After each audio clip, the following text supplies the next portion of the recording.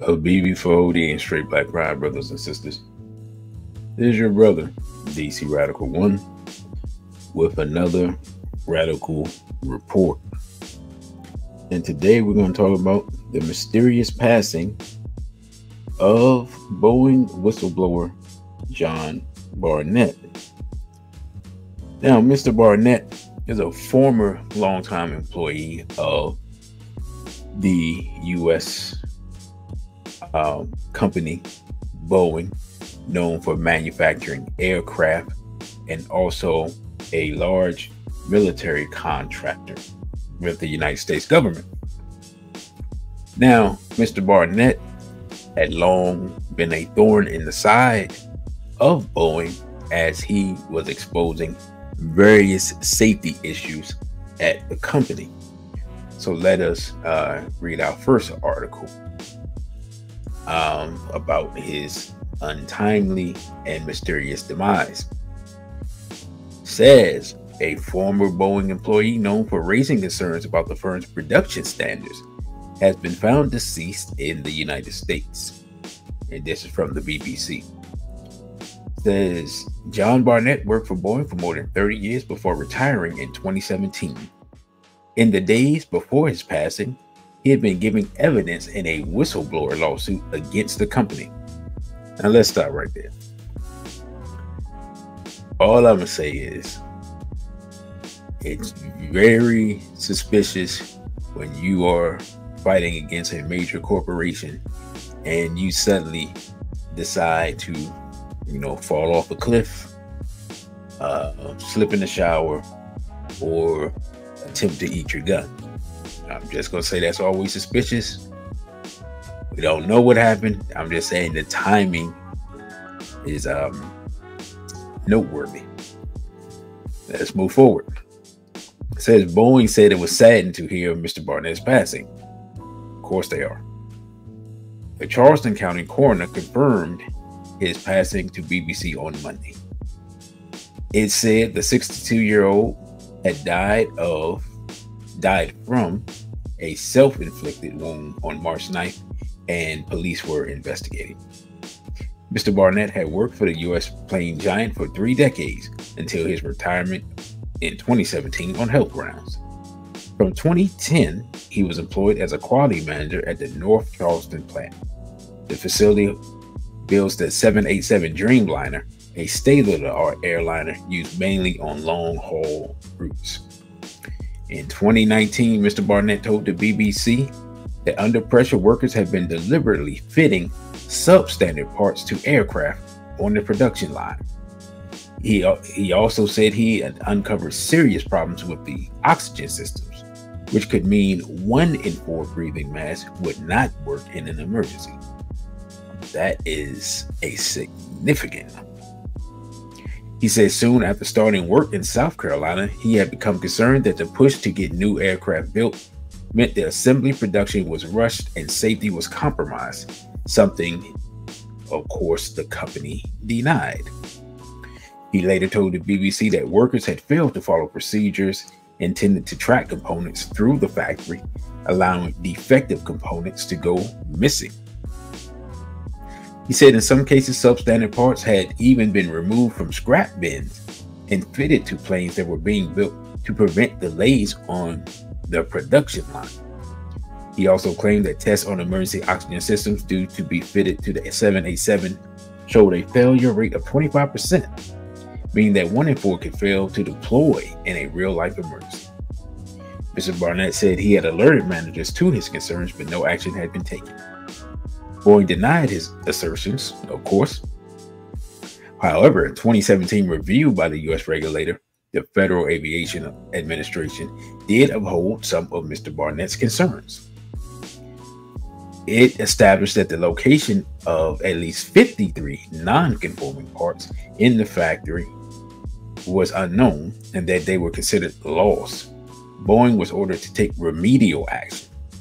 On the oxygen cylinders issue, the company said that in 2017 it had identified some oxygen bottles received from the supplier that were not deploying properly, but it denied that any of them were actually fitted on aircraft.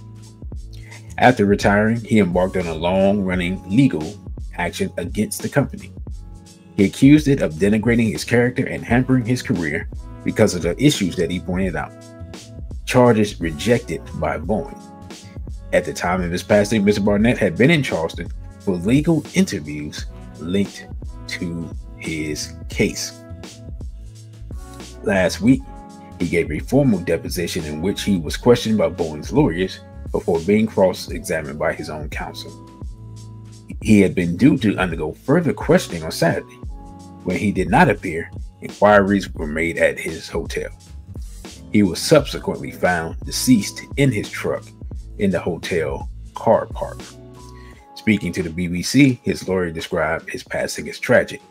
In the statement, Boeing said, "We are saddened by Mr. Barnett's passing, and our thoughts are with his family and friends." His passing comes at a time when production standards at both Boeing and its key supplier, Spirit Aerosystems, are under intense scrutiny. This follows an incident in early January when an unused emergency door blew off a brand new Boeing 737 MAX shortly after takeoff from Portland International Airport. A preliminary report from the U.S. National Transportation Safety Board suggested that 4 key bolts designed to hold the door securely in place were not fitted. Last week, the FAA said a 6-week audit of the company had found multiple instances where the company allegedly failed to comply with manufacturing quality control requirements. So, brothers and sisters, as we see here, while the Boeing Corporation continuously denied the charges that Mr. Barnett made and attempted to vigorously defend itself, the simple fact of the matter is that there were, without question, a large number of safety issues that were coming up over the years. And so what we're going to do in this next article, we're just going to look at a number of scandals and weird coincidences that are occurring at Boeing before we look at a video talking about Mr. Barnett and the issues that he found. So we can go to the next article. This is from the New York Post, and it says that inside Boeing's shocking personnel scandals, drug dealing, the love triangle, and murder-suicide. So this will be interesting. It says Boeing whistleblower John Barnett was found deceased in his car with a gunshot wound to his head on the same day he was due to testify against the aircraft manufacturer. You know, as I sit here and just read that sentence, the idea that he randomly decided to remove himself from the planet in the midst of testifying in a legal matter that he had been waging against this company for years, I just find this incredibly hard to believe. But let us continue. The mysterious incident happened at the company's the company stock has nosedived, fueled by a series of incidents including a door plug which flew off a 737 MAX 9 operated by Alaska Airlines at 16,000 feet on January 5th, and a wheel falling off a 777 jet a few weeks later. This led the Federal Aviation Administration to investigate and discover unacceptable quality control issues, basically confirming what Mr. Barnett has said. While Barnett's passing has raised many eyebrows, it is far from the first incident involving the company's workers. Here we take a look back at some of Boeing's biggest scandals. In 2008, disgruntled worker admits cutting Chinook wires over work stress. Says a disgruntled worker at the Boeing plant told the court that he cut about 70 electrical wires on a $24 million Chinook military helicopter because he was upset about a job transfer. Matthew Montgomery, 33, pled guilty in 2008 to one count of destroying property under contract to the government. Now, see, this right here is why this is important, because this is a military contractor. And not only are you putting the public at risk, but even American troops at risk with shoddy workmanship and bizarre dealings. But let's move forward. It says, according to federal prosecutors, Montgomery was working his last shift on the Chinook assembly line May 10th, 2008, when he severed about 70 electrical wires running together from the cockpit to the main body of an H-47 Chinook. He was later sentenced to 5 months in prison and 5 months in home confinement after telling the judge the tension and tedium of his assembly line job had gotten to him. I know now that a factory environment is not the place for me. Well, the place for him for the next few months was being incarcerated. Now, it says 2011, the feds arrest 23 in Boeing plant drug raid. Almost 2 dozen past and then current employees were arrested in a drug bust at a Boeing plant which makes military aircraft in Pennsylvania, with the charges including selling Oxycontin and fentanyl. This is in 2011, officials said. In a major sting, FBI and DEA agents uncovered the illegal prescription drug distribution ring at the Ridley Park-based factory, leading to indictments against 23 individuals, a joint statement from the agency said. The defendants in this case are accused of diverting controlled substances and selling them to alleged abusers without any medical supervision, said DEA acting special agent in charge Vito Garino in 2011.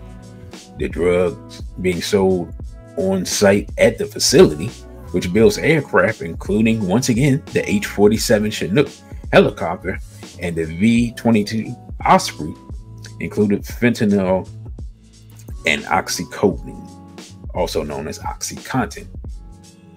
Oh boy. Well, if you ever wonder why the United States has so much trouble defeating people in various companies, is maybe we now have an explanation. But let's move forward. Boeing had brought its suspicions of drug activity to federal law enforcement, and the Justice Department said it cooperated fully with the long-term investigation. FBI agents used Boeing's employees to cooperate in the probe, and those charged were accused of either selling drugs to FBI cooperators or buying placebo drugs from them, officials said. Boeing commended the U.S. agencies for the rigorous and thorough investigation. All 23, including a union chief, had pled guilty by August 2012, according to a report in the Philadelphia Inquirer. In 2014, Boeing workers claimed coke and meth were used while on the job. In a damning 2014 video clip, several Boeing employees claimed colleagues were on hard drugs, including cocaine and meth, while they worked, and raised concerns about the safety of the 787 Dreamliner aircraft. Current and retired Boeing employees discussed their worries about quality control with news service Al Jazeera investigative TV segment Broken Dreams, the Boeing 787. On a video secretly taken at the plant by a worker and leaked to the network, one Boeing employee said he has seen people talk about doing drugs and looking for drugs, specifically marijuana, cocaine, and prescription pain killers. In the footage, he records one man saying, "It's all coke and painkillers," at the plant, adding, "You can get weed here. You can get some really good weed here." Another who spoke on condition of anonymity complained that Boeing don't drug test anybody. Don't drug test nobody, quote unquote, adding that there are people that go out there on lunch and smoke one up. That statement at the time, Boeing said drug testing of employees is done in accordance with Boeing thoroughly investigates any employee reports of policy deviation, and appropriate corrective action is taken if needed. Using the hidden camera, the worker filmed 15 colleagues inside the Boeing South Carolina plant assembling the 787 Dreamliner, and Asked if they would fly on the plane, 10 said they would not, according to Al Jazeera. "Quote unquote, I wouldn't fly on one of these planes," one coworker tells him, "because I see the quality of this effing you know what going down around here."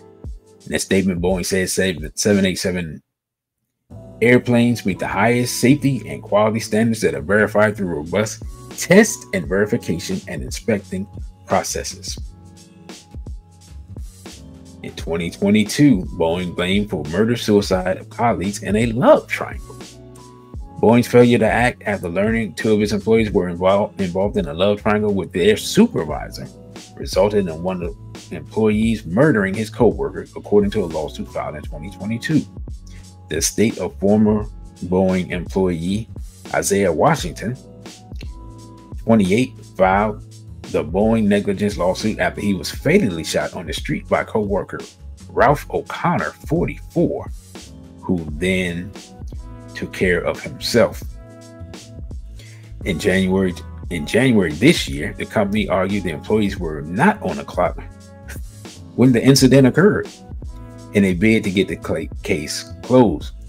According to King County Medical Examiner, Washington was shot several times, and O'Connor then deleted himself. The lawsuit alleges both men had been in relationships with supervisor Rachel Pettit, leading to threats from O'Connor against Washington.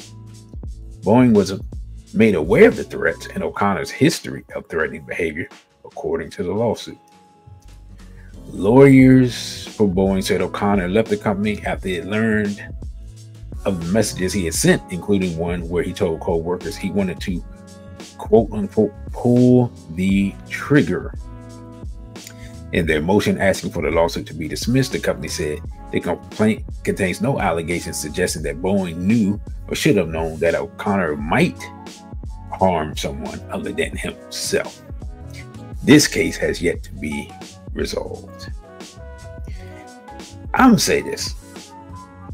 You would think that a large company like that in a situation like this might just want to quickly settle and move this along, considering what took place, but apparently not.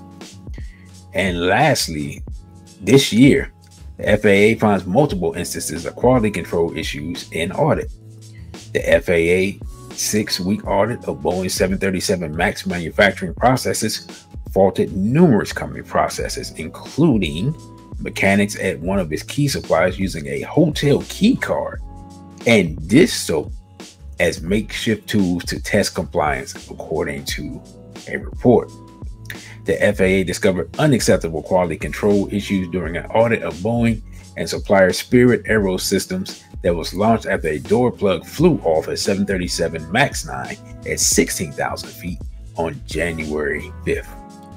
Boeing failed 33 of 89 product audits, a review of specific aspects in the product line, with a total of 97 counts of alleged non-compliance. Now, 33 of 89 is about 41% failure rate, which if you miss 41% of the answers on your testing, that would be a D. Might be a D minus. We have a clear picture of what needs to be done. Transparency prevailed in all these discussions, Boeing said in a statement following the FAA's probe. Last Tuesday, the company revealed its weekly compliance checks for every 737 work area and additional audits of equipment to reduce quality problems in a memo to employees. And then lastly, a week ago, John Barnett, 62-year-old longtime Boeing employee who went public with safety concerns about the 787 Dreamliner, passed away a day after sitting for a deposition with the company's lawyers on March 9th this year. That is Boeing's long history of problems just with personnel, and it doesn't even include all of the problems dealing with safety. So what we're going to do, we're going to check out this clip dealing with their safety issues and some discussion of Mr. Barnett.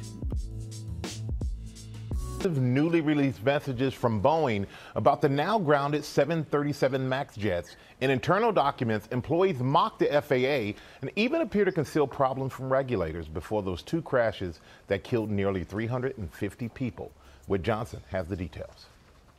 A trove of documents released overnight paint an embarrassing picture for Boeing and its handling of the 737 MAX. Hundreds of emails and instant messages show employees mocking the FAA, the company, and problems with the airplane. In one exchange, a Boeing employee asks, "Would you put your family on a MAX simulator-trained aircraft?" "I wouldn't." Another, apparently joking, says, "I still haven't been forgiven by God for the covering up I did last year."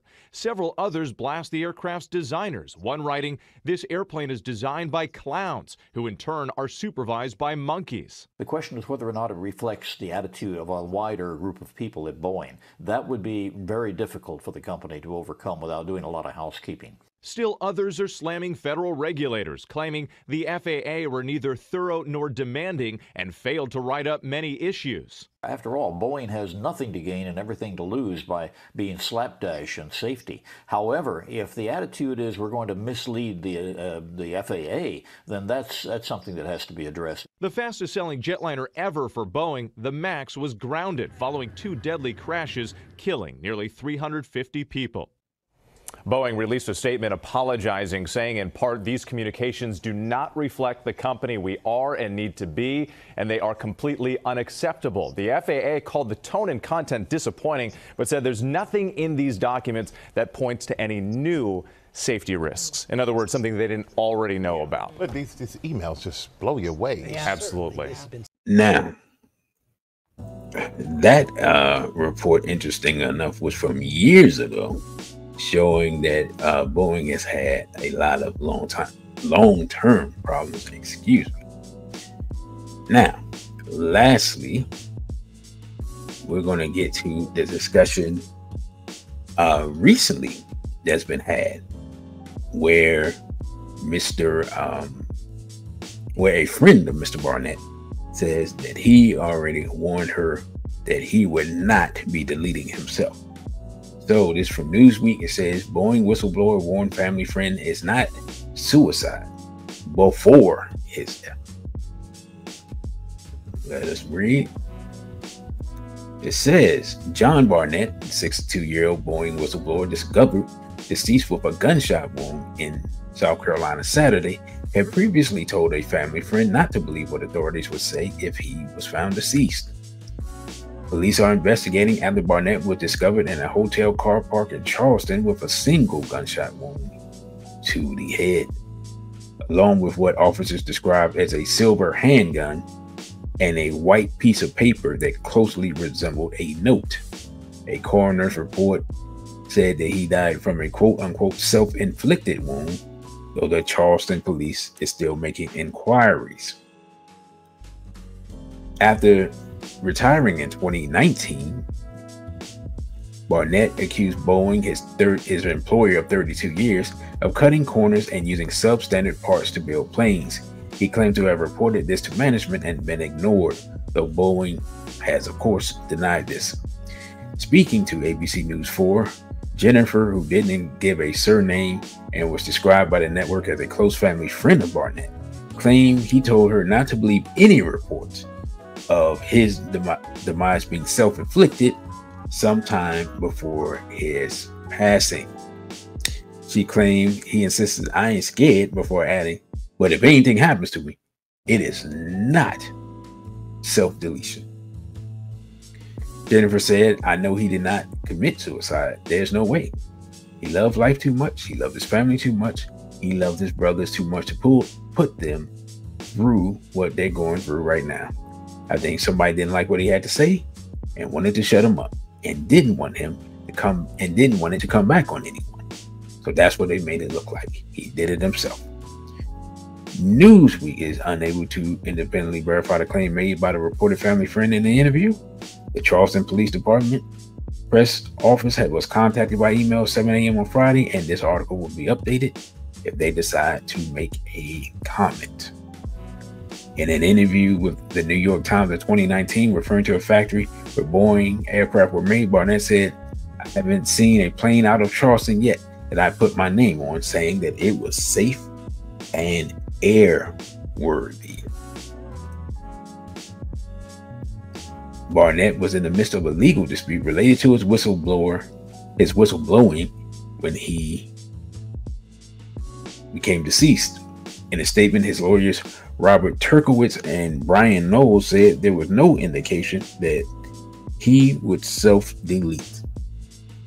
Statement read, John was in the midst of a deposition in his whistleblower retaliation case, which finally was nearing the end. He was in very good spirits and really looking forward to putting this phase of his life behind him and moving on.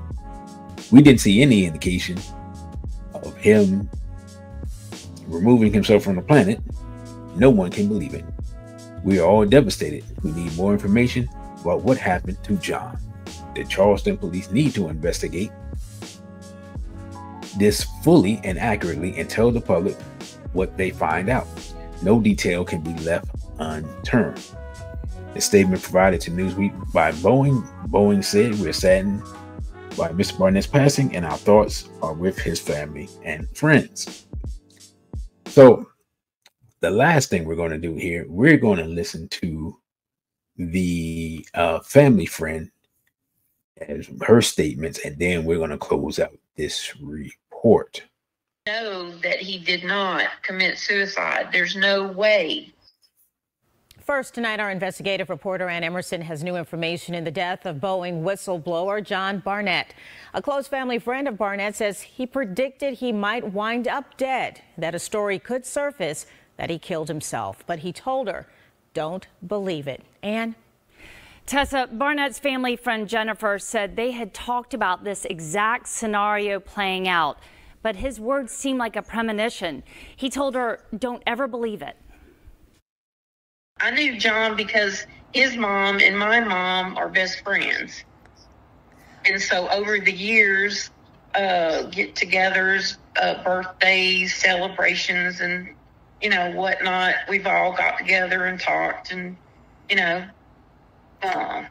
that's how we really know each other. And when Jennifer needed help one day, Barnett came by to see her. They talked about his upcoming depositions in Charleston. Jennifer knew he filed an extremely damaging complaint against Boeing. He says the aerospace giant retaliated against him when he blew the whistle on unsafe practices. For more than 30 years, Barnett was a quality manager. He'd recently retired and moved back to look after his mom in Louisiana. He wasn't concerned about safety because I asked him, I said, aren't you scared? And he said, and his voice and the way he would talk, no, I ain't scared. He said, but if anything happens to me, it's not suicide. I know that he did not commit suicide. There's no way. He loved life too much. He loved his family too much. He loved his brothers too much to put them through what they're going through right now. And he basically told you not to believe it. Yeah, basically, yeah. Not true. He's got too much to do, likes breathing. And he did. He had a lot of plans of things that he wanted to do. What do you think happened? I think somebody got in there and made, money can buy anything nowadays, it seems like. And there's a lot of evil in this world. I think somebody didn't like what he had to say and wanted to shut him up and didn't want it to come back on anyone, so that's why they made it look like a suicide. The last time she saw Barnett, it was at her father's funeral in late February. He was one of the pallbearers. Sometimes family and friends referred to him by his middle name, Mitch. I think everybody is in disbelief and can't believe it. And I told everybody that I don't care what they say, I know that Mitch didn't do that. And just because Mitch Barnett is dead doesn't mean this case won't move forward. His attorneys say they're still prepared to go to trial in June. Now, some of you may be wondering, well, Brother, why spend so much time on this? Why you bring this to our attention? And this is something that we have to realize. Regardless of political affiliation, or even, where we're from, where we live, race, age, things like that. When a whistleblower mysteriously passes under circumstances that would be beneficial for the people that they're whistleblowing against, and they are alerting people to corruption in high places, corruption amongst the government, corruption amongst large corporations, and things like that. It is very important for the people to put pressure on the government so that the truth can be exposed, and for people to investigate and for the media to investigate and get to the truth, because the reality of the situation is no people more than black people have seen what happens when someone stands up and says the truth and exposes lies in this country, especially. And I mean, it happens around the world, but America has a long history of people meeting untimely, unfortunate ends for telling the truth. I look at this case and I think of Gary Webb and his Dark Alliance series, and how he exposed the government involvement in bringing in drugs into America, and then his sudden demise from allegedly 2 self-inflicted gunshot wounds to the head. Now, you explain to me how that's possible. But anyway, and now we have this case with Mr. Barnett, who is in the middle of a deposition, who is in the middle of a legal battle with this large corporation that is a military contractor. The stock is going down. All types of things are being exposed. He's in a legal battle with them. He's getting notoriety. He's shining light on these issues. And then suddenly, in the midst of all this, after saying, whatever happens to me, just know I didn't do it to myself, he still suffers the consequences for speaking out, allegedly. You can't have a democracy.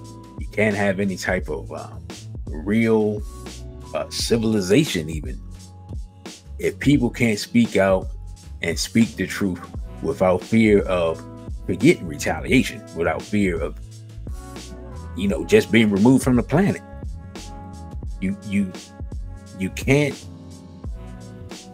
There's just no way that people can live in peace and have the truth and be willing to stand up if they know that they can just be taken out at a moment's notice, and no one's going to do anything about it, and no one's going to say anything about it, and no one's going to investigate it, and everybody's just going to let it happen and let it be covered up, and the people will be forgotten. So we salute John Barnett for standing up and speaking the truth and exposing the dangers, because every time someone hops on an airplane, it could be your last ride because of shoddy workmanship and poor quality control, and he'll help expose that. And so we salute him for his bravery and courage in doing that, and we hope that this situation is thoroughly investigated and that the truth of what happened to him is exposed. So with that, brothers and sisters, I thank you all for listening. I thank you all for watching. Don't forget to like, share, and subscribe. I am your brother DC Radical 1, and this has been the Radical Report. Thank you for watching this video. Don't forget to like, share, and subscribe. Also follow us on our other social media platforms. On Instagram, we're at dc.radical1. On Twitter, we're at dc_radical_ONE. And the Cashapp is $DC Radical 1. Again, thank you for subscribing. A BB for ODA and straight black pride.